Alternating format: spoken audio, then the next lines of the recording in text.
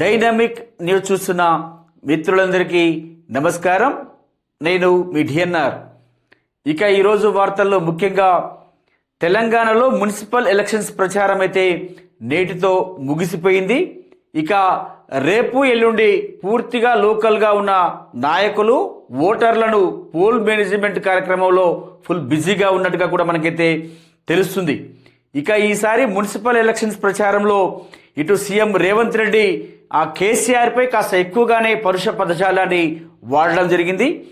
అదేవిధంగా ఇటు బీఆర్ఎస్ పార్టీకి సంబంధించిన ముఖ్య నేతలు కేటీఆర్, హరీష్ రావు కూడా ఇటు కాంగ్రెస్ పార్టీని, అధికార పార్టీని టార్గెట్ చేస్తూనే అదే సమయంలో సీఎం రేవంత్ రెడ్డిని కూడా టార్గెట్ చేస్తూ వారి ప్రసంగాలను అయితే కొనసాగించడం జరిగింది. ఇక మరొక వైపు బీజేపీ పార్టీకి సంబంధించిన ముఖ్య నేతలు కిషన్ రెడ్డి, బండి సంజయ్, అరవింద్, ఈ విధంగా ముఖ్య నేతలందరూ కూడా వారి వారి నియోజకవర్గాలలో వారి వారి మున్సిపాలిటీలలో ప్రచారం చేస్తూ వారు కూడా ఇటు కాంగ్రెస్ పార్టీని అటు బీఆర్ఎస్ పార్టీని రెండు పార్టీలను కూడా వారు తీవ్రంగా విమర్శించడం జరిగింది. ఇక ఈ విధంగా పూర్తిగా మున్సిపల్ ఎలక్షన్స్ ప్రచారం అయితే ముగిసిపోయింది. ఈ సమయంలోనే ఒక కొత్త వార్త అయితే మనకి రావడం జరిగింది.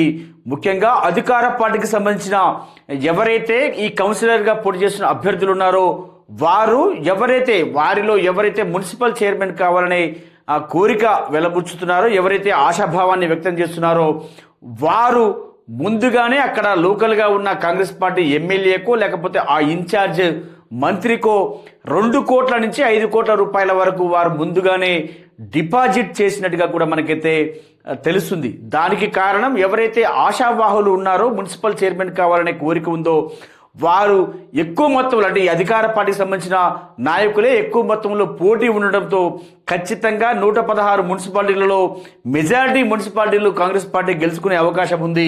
ఎందుకు అంటే అధికారంలో మనమే ఉన్నాం కాబట్టి మనకే ఎక్కువ అవకాశం ఉంది కాబట్టి అనే ఆశతో ఎవరైతే ఈ కౌన్సిలర్లు మున్సిపల్ చైర్మన్ కావాలనే ఆశ ఉందో వారందరూ కూడా ముందే మేము ఎంతైనా ఖర్చు పెడతాం, అంటే వార్డులలో మా వార్డులలో అందరి వార్డులకు కూడా మేము డబ్బులు ఖర్చు పెడతామని చెప్పేసి ముందే లీడర్లకు చెప్పుతుండటంతో వారు ఏం చేయాలో అర్థం కాక ముందే వారి నుంచి అక్కడక్కడ ప్రతి వార్డులో 10 నుంచి 20 లక్షల రూపాయలు వీరు సొంతంగానే ఖర్చు పెడుతున్నట్టుగా కూడా మనకైతే తెలుస్తుంది. అదేవిధంగా 2 కోట్ల నుంచి 5 కోట్ల రూపాయల వరకు పార్టీకి ముందే డిపాజిట్ చేసి ఆ డబ్బులనే పూర్తిగా మున్సిపాలిటీలలో ఖర్చు పెట్టిస్తున్నట్టుగా కూడా మనకైతే తెలుస్తుంది.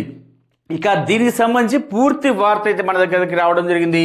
ఒకసారి ఆ వార్తలో ఏముందో మనం కూడా చూసి తెలుసుకునే ప్రయత్నం అయితే చేద్దాం. చైర్మన్ పీఠం ఎట్ 5 కోట్లు ఆశావాహులకు కాంగ్రెస్ ఎమ్మెల్యేల కండిషన్ అంటూ ఒక వార్త అయితే రావడం జరిగింది. కౌన్సిలర్ల ఖర్చు భరించిన వారికే ఛాన్స్, ఒక్కో వార్డుకు 10 లక్షల నుంచి 20 లక్షల వసూలు, ఫలితాలకు ముందే భారీగా డిపాజిట్లు, పలు మున్సిపాలిటీలలో తీవ్ర పోటీ, ఇన్ఛార్జి మంత్రిదే తుది నిర్ణయం అంటూ మనకైతే ఒక వార్త రావడం జరిగింది. ఇక ఈ విధంగా ఉందంటే ఒక్కో వార్డులో 10 లక్షల నుంచి 20 లక్షల వరకు కూడా ఎవరైతే ఆశావాహులు ఉన్నారో వారి నుంచి కాంగ్రెస్ పార్టీకి సంబంధించిన ముఖ్య నేతలైతే వసూలు చేస్తున్నట్టుగా కూడా మనకైతే తెలుస్తుంది. ఇక కౌన్సిలర్లకు ఖర్చు పూర్తిగా ఎవరైతే ఈ మున్సిపల్ చైర్మన్ కావాలనే ఆశావాహులు ఉన్నారో వారు ఆ మున్సిపాలిటీలో ఉన్న మిగతా కౌన్సిలర్లందరికీ కూడా ఒక్కొక్క వార్డుకి 10 నుంచి 20 లక్షల రూపాయల వరకు ఎవరైతే ఖర్చు పెట్టగలుగుతారో వారికే మీకు అవకాశం ఇస్తామని చెప్పేసి కాంగ్రెస్ పార్టీ నాయకులు చెప్తుండడంతో వారు ఆ ఖర్చుకు ఏమాత్రం వెనకాడకుండా అన్ని వార్డులకు కూడా వారు ఆ డబ్బులు ఖర్చు పెడుతున్నట్టుగా కూడా మనకైతే తెలుస్తుంది. ఇక ఫలితాలకు ముందే భారీగా డిపాజిట్లు కూడా చేశారంట. అంటే 2 కోట్ల నుంచి 5 కోట్ల వరకు వారు ముందుగానే అక్కడ ఎవరైతే లోకల్ ఇన్ఛార్జ్ మంత్రి ఉంటారో లేకపోతే ఆ లోకల్ ఎమ్మెల్యే ఉంటారో వారి వద్ద ముందుగానే డిపాజిట్ కూడా చేసినట్టుగా కూడా మనకైతే తెలుస్తుంది. రాష్ట్రంలో మున్సిపల్ ఎన్నికల ప్రక్రియ కొనసాగుతుండగానే కాంగ్రెస్ పార్టీలో పైరవీల జోరందుకున్నాయి. చైర్మన్ పీఠాన్ని తమకే ఇవ్వాలని ప్రతి మున్సిపాలిటీలో ఆశావాహులు లాబియింగ్ షురూ చేశారు. ఈ పోటీని తమకు అనుకూలంగా మలుచుకున్న మెజార్టీ ఎమ్మెల్యేలు కౌన్సిలర్ల ఎన్నికల ఖర్చును భరించాలని షరతు పెట్టినట్టు తెలిసింది. ఇది విషయం. ఆశావాహుల నుంచి 2 కోట్ల నుంచి 5 కోట్ల వరకు డిపాజిట్ చేయించుకొని ఆ డబ్బులతోనే ఎన్నికల ఖర్చును పూర్తి చేస్తున్నట్టు ప్రచారం జరుగుతుంది.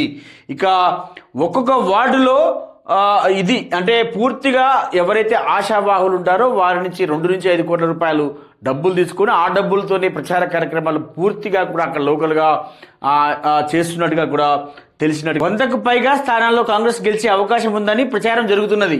పార్టీకి అనుకూలమైన వాతావరణం ఉండడంతో చైర్మన్ పదవిపై కౌన్సిలర్గా పోటీ చేస్తున్న అభ్యర్థులు ఆశలు పెట్టుకున్నారు. ఆ పదవిని దక్కించుకునేందుకు నామినేషన్ విత్ డ్రా ఆ రోజు నుంచే ప్రయత్నాలు మొదలుపెట్టారు. అందుకోసం లోకల్ ఎమ్మెల్యే మంత్రుల వద్ద పైరవీలు చేస్తున్నారు. మెజారిటీ పట్టణాల్లో చైర్మన్ పదవి కోసం 2-3 పోటీ పడుతుండటంతో ఎమ్మెల్యేలు ఓ తిరకాసు పెట్టారు. ఇది విషయం. పార్టీ తరపున ఒక్కో కౌన్సిలర్లకు ఎన్నికల ప్రచార ఖర్చు కింద ఒక్కో వార్డుకి 10 లక్షల నుంచి 20 లక్షల చొప్పున ముందే డిపాజిట్ చేయాలని కండిషన్ పెట్టినట్టు తెలిసింది. 20 వార్డులు ఉన్న మున్సిపాలిటీలో 2 కోట్లు, 50 వార్డులు ఉన్న చోట 5 కోట్ల రూపాయల డిపాజిట్ చేయించుకున్నట్టుగా ప్రచారం. ఇది అంటే ఏ మున్సిపాలిటీలో అయితే 20 వార్డులు ఉంటాయి అంటే వార్డుకు 10 లక్షల రూపాయల చొప్పున ముందే ఎవరైతే ఆశావాహులు ఉన్నారో వారి నుంచి డిపాజిట్ చేయించుకున్నట్టుగా తెలుస్తుంది. 20 వార్డులు ఉన్న దగ్గర 2 కోట్లు, 50 వార్డులు ఉన్న దగ్గర 5 కోట్ల రూపాయల వరకు కూడా ఎవరైతే ఆశావాహులు ఉన్నారో వారి నుంచి కాంగ్రెస్ పార్టీకి సంబంధించిన ముఖ్య నేతలు డిపాజిట్ చేయించుకున్నట్టుగా కూడా మనకైతే తెలుస్తుంది.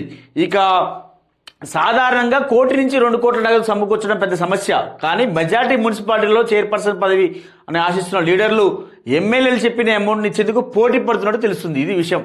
ఇక 1 కోటి 2 కోట్లకే చాలా పెద్ద సమస్య అంటే మీరు ఎంత చెప్తారో చెప్పండి, మేము ఇవ్వడానికి రెడీగా ఉన్నామని చెప్పేసి పోటీ పడుతున్నారట. ఇక ఆ పోటీ పడుతుండటంతో ఇక ఎట్లనైనా వీళ్ళు తగ్గేటట్టు లేదని చెప్పేసి వాళ్ళు కూడా అక్కడ లోకల్గా ఉన్న ఎమ్మెల్యేలో ఇన్ఛార్జి మంత్రులు కూడా వీరికి కాస్త ఇంకెక్కువ భారీ మొత్తాన్ని వారు తెమ్మని చెప్పడం, ఆ విధంగా కూడా వారు సిద్ధమై ఎన్నికల ఖర్చు కూడా పెడుతున్నట్టుగా కూడా మనకైతే తెలుస్తుంది. ఇక పడి అడిగిన అమౌంట్ను డిపాజిట్ చేసేందుకు ముందుకు వస్తే అందరి దగ్గర నుంచి నగదును తీసుకున్నట్టు టాక్. అబ్బా, ముగ్గురు పోటీలో ఉంటే ముగ్గురు దగ్గర నుంచి ఒకే పార్టీ సంబంధించిన 3 వ్యక్తులు కూడా ఆ పోటీలో ఉంటే 3 దగ్గర నుంచి మరి డబ్బులు తీసుకున్నారంట ఈ నాయకులు. మరి చివరికి రేపు ఒకవేళ మున్సిపల్ చైర్మన్స్ అంటే అక్కడ లోకల్గా ఆ మున్సిపల్ వార్డులలో ఎక్కువ మొత్తంలో గెలిచి మరి చైర్మన్ పదవి కావాలంటే మరి ఆ 3లో మళ్ళీ ఎవరికి ఇస్తారు, ఎవరిని టాస్ వేసి గెలుస్తారా, మరి లేకపోతే ఈ నాయకులు ఆ 3లో ఎవరిని ఆ చైర్మన్గా ఎన్నుకుంటారనేది అయితే మనం వేచి చూడాలి. అధికార పార్టీకి సంబంధించిన కౌన్సిలర్లు గెలిస్తే ఎక్కువ మొత్తంలో వారు గెలిస్తే ఇక అధికార పార్టీకి సంబంధించిన ముఖ్య నేతలు అంటే అక్కడ లోకల్ ఎమ్మెల్యేనో లేకపోతే ఇన్ఛార్జ్ మంత్రినో వారు చెప్పిన విధంగా ఎవరికైతే ఒక క్యాండిడేట్ నిలబెడతారో వారికే వారు మెజార్టీ సభ్యులు వారికి చేతులెత్తి చూపిస్తారు. కాబట్టి వారిని మున్సిపల్ చైర్మన్గా ఎన్నుకునే అవకాశం అయితే ఉంది. ఈ విధంగా అధికార పార్టీకి సంబంధించిన అంటే కాంగ్రెస్ పార్టీకి సంబంధించిన కౌన్సిలర్ అభ్యర్థులైతే ఈసారి భారీ ఎత్తున ఖర్చుకి వెనకాడకుండా వారు ఖర్చు చేస్తున్నట్టుగా కూడా మనకైతే తెలుస్తుంది. మరి చూడాలి ఈ కాంగ్రెస్ పార్టీ ఏ స్థాయిలో ఈసారి మున్సిపల్ చైర్పర్సన్స్ గెలుచుకుంటుంది. మరి వారిలో ఇంతమంది ఖర్చు పెట్టిన వీళ్ళలో ఎవరికి చైర్మన్ పీఠం దక్కనుందనేది అయితే మనకి ఇంకొక 3-4 రోజుల్లో తెలిసే అవకాశం అయితే ఉంది.